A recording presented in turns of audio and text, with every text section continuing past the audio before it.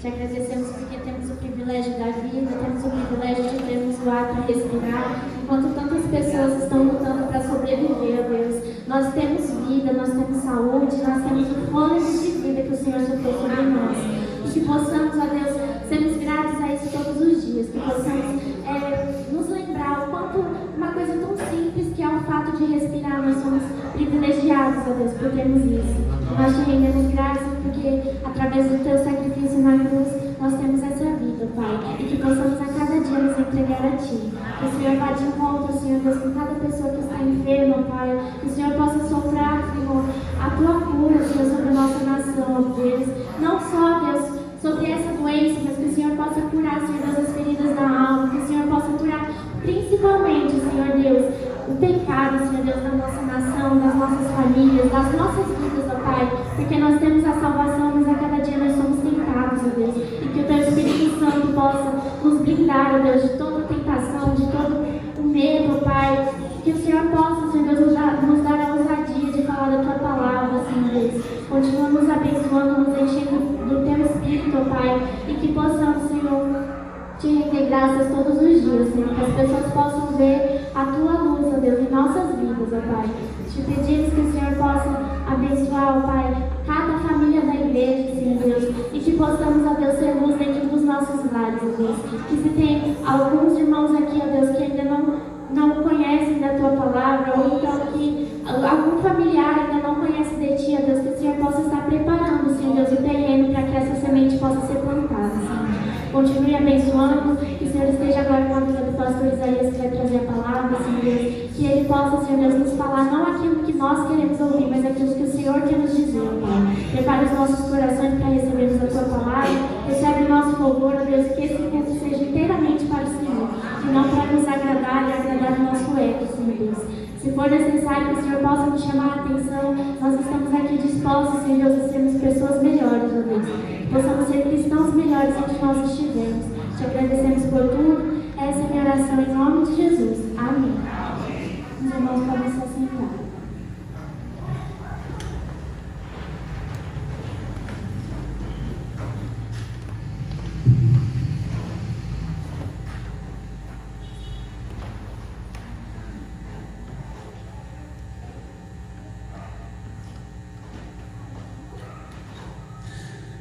Eu quero saudar a igreja novamente, você que está nos assistindo na sua casa, este vídeo, com a poderosa e santa paz que só o Senhor Jesus pode nos dar. Amém? Amém. Meus irmãos, nós estamos durante este mês de maio refletindo bastante sobre a família. E quando nós falamos sobre família, eu quero crer que cada um de vocês deve estar pensando: como é a minha família? Ou você pode estar agora desejoso: como eu gostaria que fosse a minha família. Eu já começo essa mensagem dizendo para você que chama Jesus para dentro dela, que ela vai ser bem melhor. Quero pensar com vocês nessa semana, nesses dias, sobre a importância dos filhos, como conduzi-los. E quero ir numa família da Bíblia, lá em Gênesis capítulo 27, uma família conhecida, né? A família de Isaac. Rebeca, sua esposa, nasceu primeiro o primogênito Esaú e logo em seguida Jacó. Eu quero trabalhar com os irmãos a importância, o que Deus tem feito nessas famílias, o que Deus vai nos ensinar através desta família. Gênesis capítulo 27, versículo 1 diz que, tendo-se envelhecido Isaac, e já não podendo ver, porque os olhos se lhe enfraqueciam, chamou a Esaú, seu filho mais velho, e lhe disse: meu filho. Respondeu ele: aqui estou. Disse-lhe o pai: estou velho e já não sei o dia da minha morte. Agora, pois, toma as tuas armas, a tua aljava e o teu arco, sai ao campo e apanha para mim alguma caça, e faze-me uma comida saborosa como eu aprecio, e traze-me, para que eu coma e te abençoe antes que eu morra. Rebeca esteve escutando enquanto Isaac falava com Esaú, seu filho, e foi-se Esaú ao campo para apanhar a caça e trazê-la. Então disse Rebeca a Jacó, mais novo: meu filho, ouvi o teu pai falar com Esaú, teu irmão, assim: traze caça e faz uma comida saborosa para que eu coma e te abençoa diante do Senhor antes que eu morra. Até aí tá bom. Feche seus olhos e diga: Senhor, me ensine algo nesse dia sobre família. Corrija, Deus, algum comportamento meu que não está legal, porque eu necessito, Deus, desse tempo tão difícil, que o Senhor me ensine a conduzir a minha família, que o Senhor me ensine a ser filhos. Deus querido, me ajude, Senhor, porque quando o Senhor está no controle, tudo vai bem, tudo flui bem, mas o Senhor é o único que tem poder para consertar aquilo que não está bem em algo excelente. Pai, quero a excelência do Senhor na cada família que está nos ouvindo neste dia, no nome de Jesus, amém, Senhor. Meus queridos, uma das frases que eu mais gostei de ouvir é que Deus nos dá filhos para alegrar o coração do Pai. Os filhos, no propósito de Deus, é para alegrar o coração dos pais. É por isso, meus irmãos, que a nossa sociedade hoje tem uma grande dificuldade. Ela vive uma crise familiar. Quando ela desintegra a família, consecutivamente todos os outros ambientes vão sofrendo, meus irmãos. Todas as outras organizações perdem o seu referencial. Muitos conceitos sobre a família não condizem com os padrões de Deus. Deus tem um padrão para a família, e muitos conceitos já não condizem com os padrões de Deus. Aliás, muitos já estão sendo, meus irmãos, além de negligenciado, rebatido. E a Bíblia traz várias orientações e ensinam como devem viver os casais, os pais, os filhos e os irmãos. Deus está preocupado com o seu casamento, Deus está preocupado com a sua paternidade, Deus está preocupado com você na qualidade de filhos e na relação com irmãos. Como é que você tem relacionado com seus irmãos? Qual é a fala? Qual é a direção? Qual é a orientação? Às vezes precisamos orientar, às vezes precisamos trazer uma palavra dos céus. Meus irmãos, entretanto, alguns registros revelam que já no período patriarcal haviam já algumas dificuldades nos relacionamentos. Então esse relato que acabamos de ler aqui revela um pouco da família de Isaac e de Rebeca. Interessante que ele tem uma responsabilidade: o Deus de Abraão, o Deus de Isaac, o Deus de Jacó, que seria referido por toda a Bíblia, e agora nós estamos em Isaac, que estaria passando agora a bênção para Jacó. Queridos, ambos obedeciam ao Senhor. Era um casal que obedecia ao Senhor. Quando você vai em Gênesis capítulo 25, no Gênesis capítulo 25, quando chega no versículo 19, diz sobre a geração de Isaac, filho de Abraão. E Abraão gerou Isaac, e aí era já de 40 anos quando tomou a sua esposa Rebeca, e fala que Isaac orava ao Senhor por sua mulher. Mas uma coisa, meus irmãos, tinha uma promessa. Gênesis capítulo 25, versículo 22 diz que os filhos lutavam no ventre dela ali, e assim, porque vivo eu, e consultou o Senhor. O versículo 23 diz assim: respondeu o Senhor: 2 nações há no seu ventre, 2 povos nascidos de ti se dividirão, um povo será mais forte do que o outro, e o mais velho servirá ao mais moço. Deus, na sua presciência, já sabia do que iria acontecer, os relatos que iria acontecer dentro daquelas famílias, mas Deus já estava falando que seriam nações poderosas. Igreja, aquela família obedecia ao Senhor, mas também viviam momentos de divergências que levavam seus filhos à separação e a viver em desavenças pelas gerações seguintes. Uma coisa, queridos, divergência. Os nossos filhos estão assistindo, e a primeira coisa que ele aprende é divergência. Você pode ver que se você escapar uma palavra indecorosa, na hora ele aprendeu. E às vezes aquele menininho, aquela menininha fala um palavrão, a gente acha tão bonito e ri. Ele falou um palavrão, olha que coisa linda. Queridos, divergência no ensinar, divergência no viver, divergência no querer. Então o grande problema surgiu quando cada um olhou para os seus desejos particulares. Diz a Bíblia, o relato que vamos trabalhar em cima dele daqui a pouco. Eles agora começaram a ter interesses particulares, já não pensavam mais em família, mas agora estavam pensando em interesses, e eu posso perceber dois grupos. Tinha o pai que amava Esaú, mas a mãe tinha o predileto que era Jacó. Isso é um perigo dentro de casa. Então esse egoísmo levou toda a família a desintegrar-se. Isaac, apesar de ter buscado ao Senhor em muitos momentos, volta e meia Isaac estava falando, orando ao Senhor. Gênesis 24, 63, 25, 21, estava Isaac orando ao Senhor e falando com ele, consultando ao Senhor, muito e muito, meus irmãos. No final da sua vida, ele descuidou-se e seguiu as suas próprias preferências. Com tudo isso, ele tentou mudar os planos de Deus no final, querendo dar agora a Esaú a bênção que deveria ter dado a Jacó, e depois que ele deu a bênção a Jacó, ele já não podia fazer mais nada. Interessante que você encontra ele abençoando, aquela família seria bendita, e a outra, infelizmente, ele disse: olha, você vai servir. Sabe por quê, meus irmãos? Porque aquele filho primogênito não valorizou o que Deus tinha dado a ele. Rebeca, com seu modo de agir, causou intrigas, manobrando para que o seu filho predileto recebesse a bênção. Jacó usou de mentira, afirmando para Isaac que era Esaú, dizendo que havia caçado o alimento.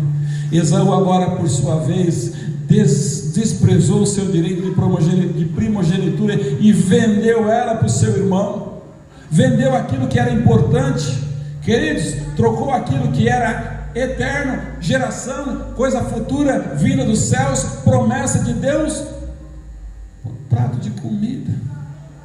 Então toda essa situação levou a descendência dos irmãos a serem inimigos no decorrer da história. Quando nós nos obedecemos a Deus hoje, meus irmãos, nós precisamos de intervenção divina para consertar amanhã. Sabe, queridos, os descendentes de Esaú viveram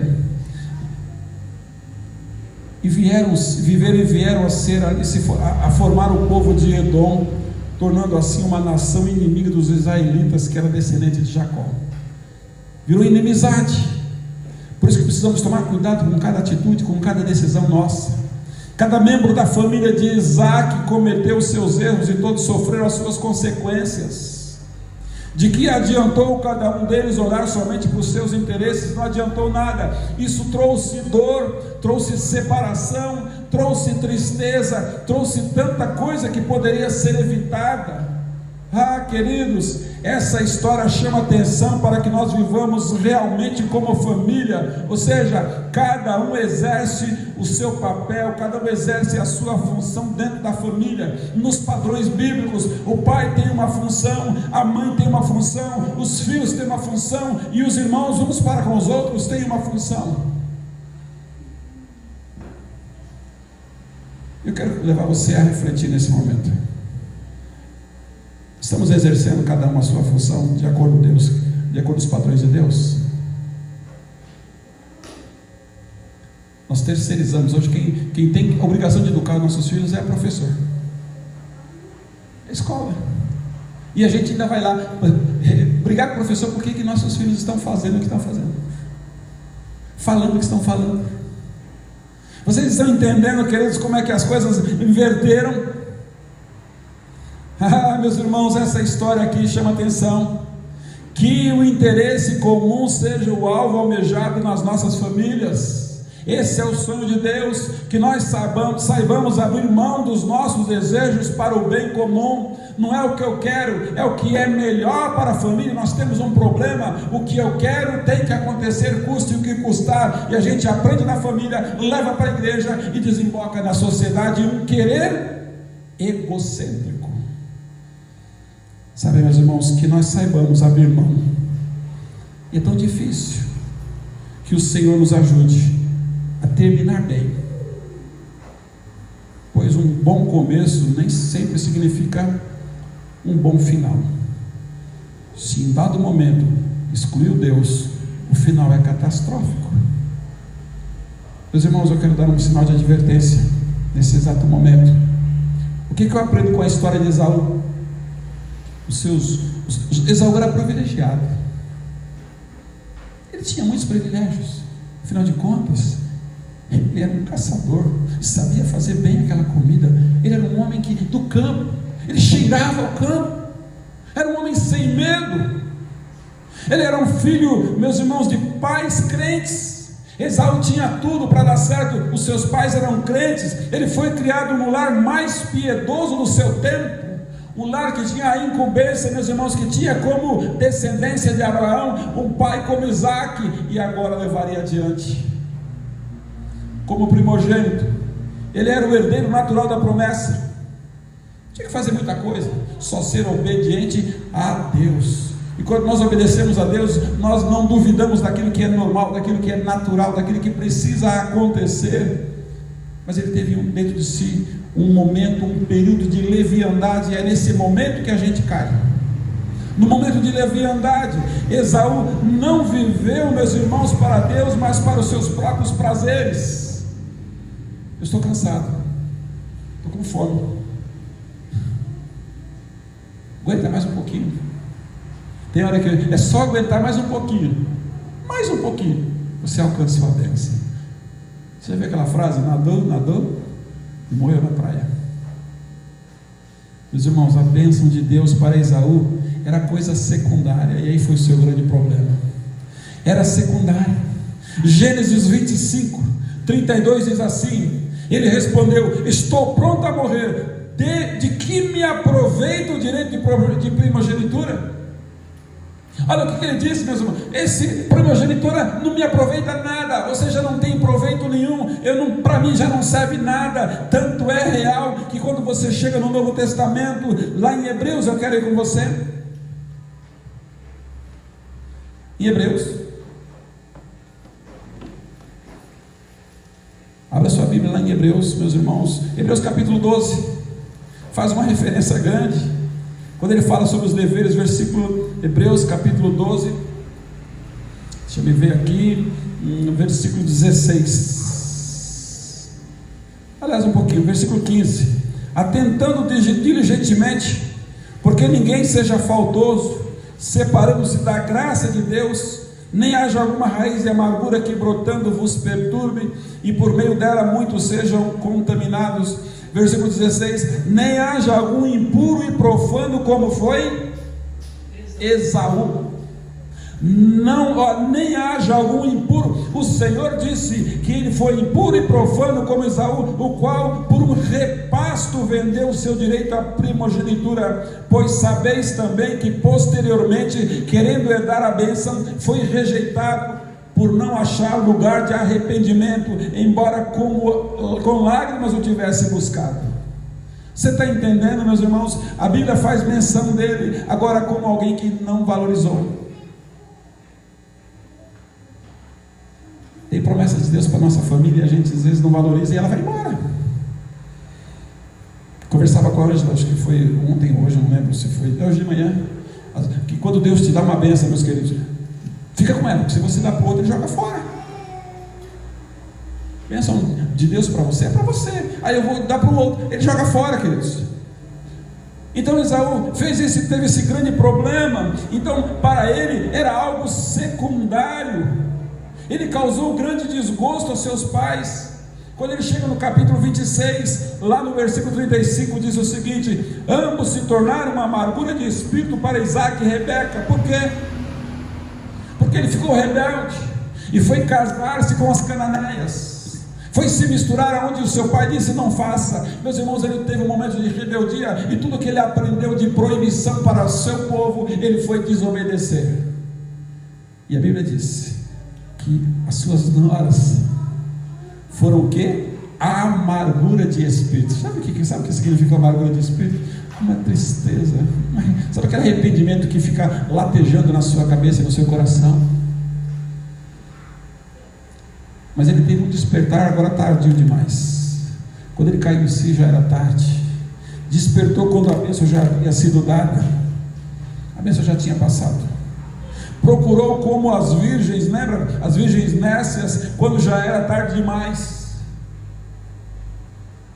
O seu arrependimento era falso, porque depois de arrependido ele quis matar o seu irmão. Meus irmãos, nós aprendemos tantas coisas. Família e filhos. Família e filhos é hoje e amanhã. Família e filhos é hoje e garantia de amanhã. Então Jacó nos ensina tantas coisas. Jacó ensina coisas que nós precisamos tomar cuidado, porque Jacó vai e engana seu pai. Aquele filho, ele engana o pai. Agora pela primeira vez Rebeca aparece num caráter um pouco menos amável, né? Ensinando um filho a ser mentiroso de uma péssima conduta. Interessante que você lê o texto direitinho, não partiu da cabeça dele. A mãe falou, vai lá e faz. Como ele era o queridinho da mãe, ele foi obedecendo. Você está entendendo como é que é perigoso a gente induzir os nossos filhos ao erro? Nós vemos a mesma coisa hoje. Quando os pais mandam os filhos dizer ao telefone, fala que eu não estou aqui, você está ensinando ele a ser o quê? Um verdadeiro cristão, não é? Um verdadeiro homem e uma mulher sem mentira. Você está ensinando ele a ser mentiroso.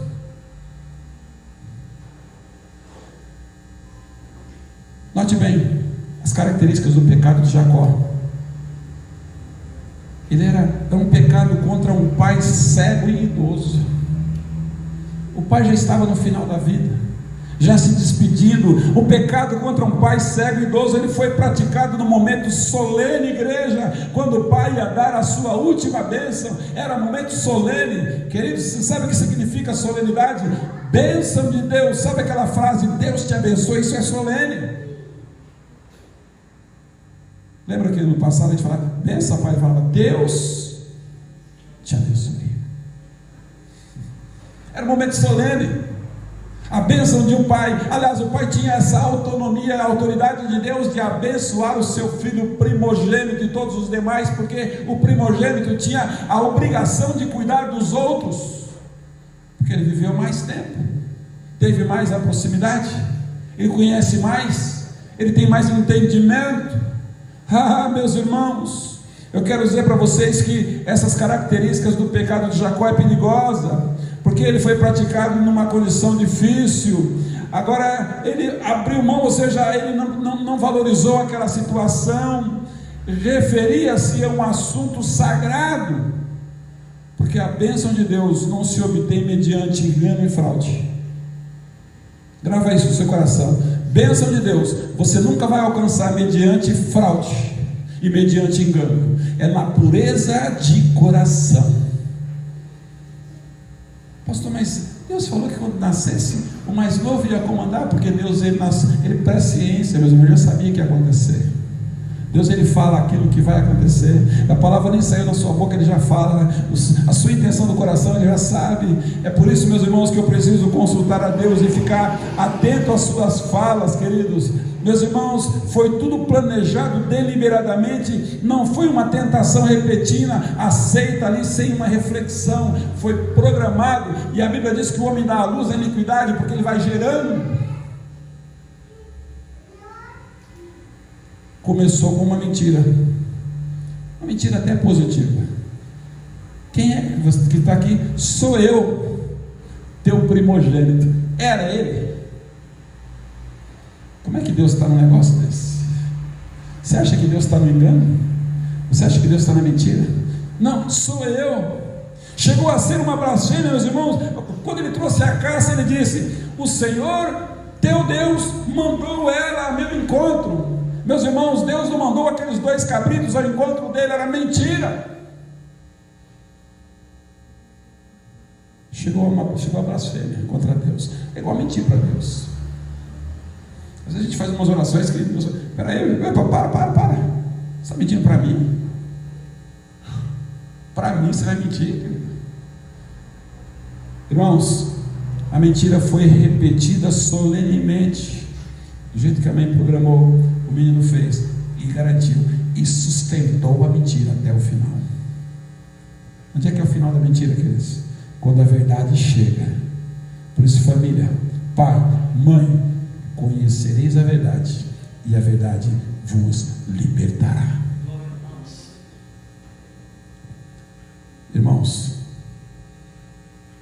foi confirmada com um beijo. O menino beijou o pai. Do jeito que Judas fez quando traiu Jesus. Que cara de pau, né? Pegou a pele do cabreiro, colocou no branco, porque Esaú era peludo, Jacó era liso, não tinha pelos. Ainda enganou o pai, ainda deu um beijo. Era um cruel roubo do seu irmão. Ele estava tirando do seu irmão aquilo que era dele. Meus irmãos, isso que nós aprendemos de Jacó, de Esaú, nós podemos notar que era uma pessoa profana, conforme nós lemos em Hebreus capítulo 12, 16 e 17, que fez pouco caso da primogenitura. Sabe por que eu vejo aqui? Que há perdas que não podem ser recuperadas e apetites que precisam ser controlados. Controle o seu apetite, controle o seu desejo, porque ele pode te levar à ruína. Dá a entender que ele não estava acostumado a fazer jejum. Estou morto de fome, fome de comida. Meus irmãos, eu quero dizer para vocês que o arrependimento pode ser tardio. Esaú não achou lugar para o arrependimento. O que nós vemos nele é mais remorso do que arrependimento. Ninguém, sem exceção, ninguém precisa ficar sem alguma bênção divina, embora ele tenha perdido a bênção especial. Alguém pode perder a bênção da inocência, mas ainda assim ele pode adquirir a bênção da santidade. Deus pode agir, Deus pode mudar. Eu quero dizer para você que a palavra de Deus relata situações complexas, mas ela nunca diz que é o fim, porque enquanto você estiver vida, tem chance de mudança na nossa vida. Queridos, todas as vezes que Deus entra numa casa, Ele muda, Ele transforma, Ele regenera, Ele muda famílias. O Senhor Jesus chegou a entrar numa casa, ambiente de morte, e quando Ele sai, festa. Eu quero dizer para você que quando o Senhor Jesus entra na sua casa, ainda que tenha ambiente de morte, Ele vai deixar sempre um ambiente de alegria e de festa. O que nós aprendemos com isso?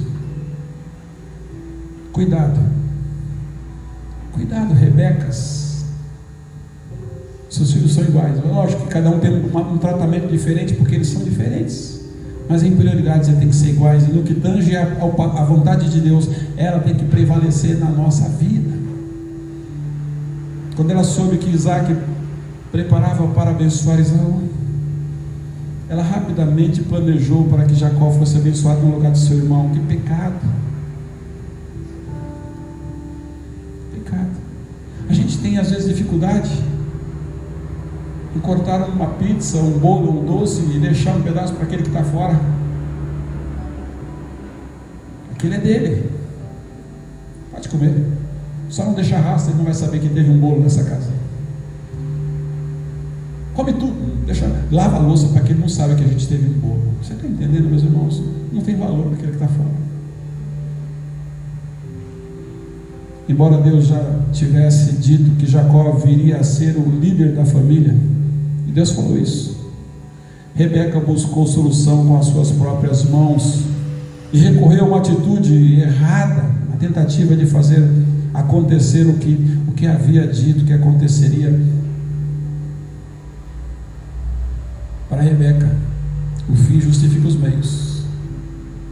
O coração daquela mulher, daquela mãe, os fins justificam o meio. Não importa quanto pensamos, meus irmãos, ser bons os nossos objetivos, não devemos tentar alcançá-los fazendo o que é errado. Não justifica, não.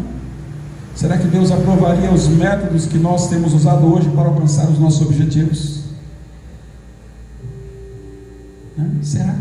Eu vou fazer de tudo, eu vou dar um jeito, eu vou me virar ao avesso. Mas eu te pergunto, você já consultou a Deus? Porque você não precisa fazer de tudo, nem se virar ao avesso. Deixa que Deus faz, deixa que Deus guie. Mas irmãos, quando eu chego no versículo 11 e 12 desse texto, eu vejo que a forma como reagimos a um dilema moral costuma revelar os nossos verdadeiros motivos. A forma de reação revela qual é o motivo. Qual era o motivo dela, queridos? Eu quero que o meu predileto seja. Pensando, lembro da casa de Jessé. O profeta chegou e falou assim: vim ungir um rei. Os prediletos, um por um. No final, o profeta disse: acabou todos. Lembrei de um. Esse não é o nosso predileto. não é o nosso. Deus fala, chama ele. E quando ele chega, Deus fala, é esse o homem. Você está entendendo, meus irmãos? Predileto é o que Deus quer. Predileto é o que Deus tem. Entende? Predileto, meus irmãos, é a vontade de Deus. Em geral, tinha uma preocupação ali, falsa. Nós ficamos preocupados em ser pegos do que fazer o que é certo. Jacó não percebeu. Naquele momento ele nem pareceu preocupado quanto ao plano enganoso da sua mãe. A sua única preocupação era apenas de ser pego enquanto ele executava. E se meu pai perceber que não sou eu? E se ele passar a mão no meu braço, vai ver que meu braço é liso? E se ele passar a mão e ver que eu sou liso? A preocupação dele não era o executar o plano, era ser pego. Queridos, você tem que ter uma preocupação mais nobre, porque Deus está vendo a gente, a intenção do nosso coração. Aí eu posso perceber a falta de amor daquela mulher para com o seu marido já no final da vida, e os nossos filhos estão vendo se tem amor ou não entre o casal. Meus irmãos, não se preocupa não. Você tem que ter preocupações mais nobres. Se você tem a preocupação de ser apanhado, provavelmente você já está em posição não muito honesta. Faça desse medo um alerta e haja de forma íntegra. Jacó pagou um alto preço por executar um plano desonesto. Seu irmão teve que fugir de seu irmão por muito tempo. Muito tempo. E Deus não ganha. Eu quero dizer para vocês que para atingir os seus objetivos, Deus passa por cima da pecaminosidade dos quatro participantes, porque tem a bênção ia acontecer. E Jacó foi abençoado porque Deus reconheceu o desvalorizar do outro.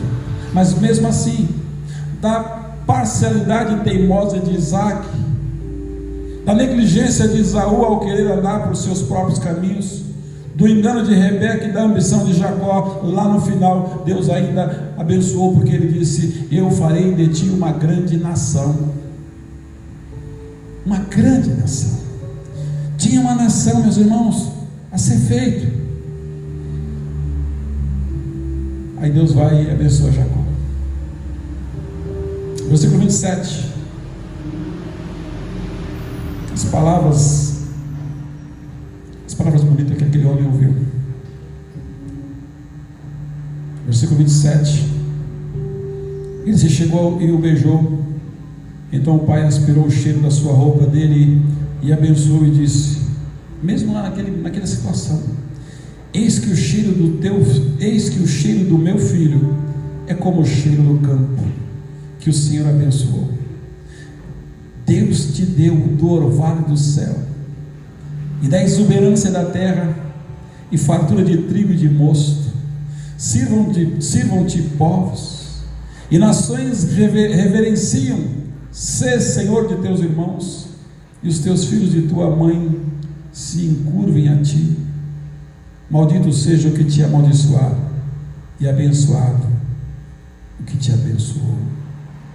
Quando ele acabou de abençoar, chega Jacó. Queridos, o que eu quero ensinar para você nesse dia: segure as promessas de Deus, custe o que custar. E por último, cuidado, não tente manipular aquilo que Deus fez. A manipulação tem a sua raiz no orgulho e no egoísmo. A sua implicação é olhar os outros como objeto, não como indivíduos. É uma invasão da dignidade individual, porque busca limitar a liberdade por meio de controle. Não pode haver manipulação na sua casa. Não pode haver manipulação, meus irmãos, no reino de Deus. Não pode ter manipulação nas coisas de Deus. Deus não manipula nada, meus irmãos. Deus transforma. As ferramentas da manipulação são posição, poder, decepção, e distorção. Porque os resultados, mesmo se percebidos como sucesso, é sempre a distorção das melhores coisas que Deus faz. Como acredita ali a pessoa manipuladora que pensa ser mais que Deus. A Bíblia está repleta de exemplos vívidos de manipulação, de pessoas que levaram à tona os seus acontecimentos. A sua sogra, Sara, manipulou o marido Abraão e sua serva Agar, com a finalidade de obter no momento que julgava oportuno aquilo que Deus havia prometido: eu vou te dar um filho. Está demorando, eu vou manipular Agar e vou manipular Abraão. Rebeca manipulou o marido Isaac, assim como o seu filho Jacó. Queridos, tira isso do seu coração, não manipule nada. O tempo que você estiver pensando em manipular, dobra o joelho e diga: haja Deus, fala Deus, Senhor, que a tua vontade seja feita. Toda vez que uma pessoa focaliza em si mesma, no lugar de Deus, a possibilidade de manipulação aparece. Não é o que eu quero, mas é o que Ele quer dentro da minha casa. Tudo isso, meus irmãos, para que os seus filhos não sofram detrimento. Eu fico imaginando o coração daquela mãe. O pai morreu, um filho fugindo do outro. A qualquer momento ela pensava, a qualquer momento um mata o outro, eu perco os dois filhos. O tempo de arrependimento foi longo. Eu quero crer que aqueles meninos cresceram com alguns conceitos. Eu quero terminar essa mensagem, meus irmãos, dizendo uma coisa para vocês. Deus tem bênçãos para a sua família. Pegue os melhores momentos que você já viveu ao lado do Senhor. Você que está me ouvindo agora, meu querido, minha querida, você filho, junto com seus pais, pegue os melhores momentos que você já viveu ao lado do Senhor. Coloque na sua cabeça e diga: eu quero voltar a ser aquilo que eu fui. Ou se você não teve momentos excelentes, eu quero que você pense: Deus, o Senhor pode fazer muito mais do que eu estou pensando, do que eu estou pedindo, porque Tu és Deus. Filhos, volta à posição de filhos. Não dera seus pais, não. Você é filho. Deus te fez para alegrar o coração deles. E quero terminar como eu comecei. O 5º mandamento: honra o teu pai e a tua mãe. Olha o que você vai ganhar. Deus vai prolongar seus dias na terra. Que Deus em Cristo Jesus abençoe a sua família. Seja o melhor filho que você puder. Seja a melhor filha que você puder. Mães, pais, tire a manipulação. Eles precisam ver o que você é para o seu cônjuge, para ser igual ou melhor. Eu não sei como está a sua família nesse momento. Talvez você está sentado no sofá da sua casa sozinho agora, cada um num canto, cada um nas suas redes sociais, ou talvez dormindo. Você gostaria que a sua família estivesse num lugar seguro? Leve ao pé da cruz. Você gostaria que a sua casa fosse um ambiente gostoso, agradável? Convide Jesus. Você quer ter atitudes mais nobres? Deixe o Espírito Santo de Deus agir em você. Você quer ter um bom nome para os seus filhos, um título na sua vida? Antes de você qualquer tipo de doutor, que ele seja chamado servo do Deus Altíssimo. Feche seus olhos, querido Deus. Obrigado, Pai, porque o Senhor é o Deus de ontem, o Deus de hoje, o Deus de amanhã. Deus querido, cuida das nossas famílias, Senhor. Pai, nós fomos invadidos dentro das nossas casas, com outros conceitos pelas quais a tua palavra rejeita, reprova. Senhor, os meios de comunicação têm ensinado tantas coisas, atraído-nos, tem tirado os sonhos que nós temos, os sonhos do Senhor para nós. Nós temos sonhado sonhos de pessoas que nem sequer te amam, te aceitam, te aprovam. Mas eu te peço, Senhor, no poder que há no nome de Jesus Cristo, resgata a família, Senhor, resgata casamentos, ó Deus, resgata posições, ó Deus, de filhos para com seus pais, para que eles possam honrar os seus pais, para que eles possam, ó Deus, levar adiante a promessa: de ti farei uma grande nação. E nós fazemos parte dessa grande nação, e que nossos filhos precisam fazer parte dessa grande nação, e que os nossos netos precisam fazer parte dessa grande nação.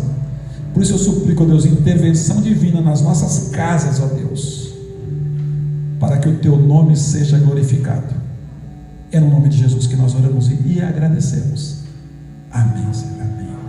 Que Deus em Cristo Jesus abençoe a sua vida, o seu lar, e abençoe a sua posteridade.